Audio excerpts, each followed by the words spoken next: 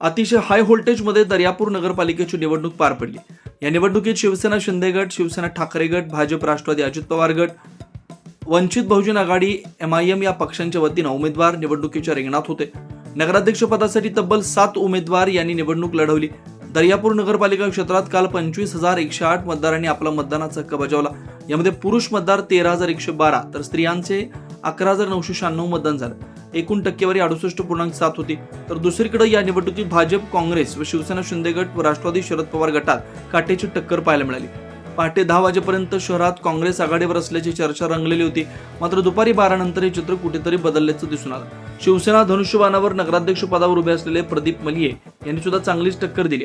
तर दुसरीकडे राष्ट्रवादी शरद पवार पक्षाच्या वतीनं बबलू कुरेशी नगराध्यक्ष पदासाठी निवडणुकीच्या रिंगणात उतरलेले होते। बबलू कुरेशी हे बाबळी, बनोसा तर दर्यापूरच्या साईनगरसह प्रभाग क्रमांक 10 मध्ये सुद्धा मोठ्या प्रमाणात तुतारी वाजल्याचं शहरात सुरू असलेल्या चर्चेतून समोर आलंय। आता यामध्ये काँग्रेस आणि भाजप यांच्यात थेट लढत झाल्याचं चित्र जवळपास निश्चित दिसतंय।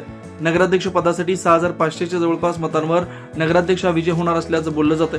त्यामुळे काँग्रेस यांनी किती मतं घेतली हा सुद्धा एक महत्त्वाचा भाग आहे, कारण मुस्लिम बांधव या निवडणुकीत भाजप व तुतारीसोबत जोडलेले होते। याचा फटका कुठेतरी काँग्रेसला बसणार का हा सुद्धा एक महत्त्वाचा भाग आहे। तर दुसरीकडे प्रदीप मलिये यांनी हिंदुत्वाच्या लाटेवर जेवढी जास्त मतं घेतली असेल त्याचा फटका भाजपला बसणार आहे। परंतु राष्ट्रवादी शरद पवार पक्ष व MIM ने 4,000च्या वर मतं घेतली असेल तर याचा फटका कुठेतरी काँग्रेसला बसणार असल्याचं सुद्धा बोललं जात आहे। त्यामुळे निवडणुकीत तुतारी हे गेम चेंजर ठरणार असून तुतारी कोणाची पुंगी वाजवणार हे सुद्धा पाहणं महत्त्वाचं ठरणार आहे। 21 डिसेंबरला मतमोजणी होणार असून आता दर्यापूर नगरपालिकेवर कोणाचा झेंडा फडकणार त्याकडे संपूर्ण दर्यापूर वासियांचं लक्ष लागलंय। आता यामध्ये मतदारांना काय वाटतं त्यांनी कमेंटमध्ये नक्की कळवा। अशाच वेगवान घडामोडी पाहण्यासाठी आमच्या चॅनलला लाईक व सबस्क्राईब करायला विसरू नका।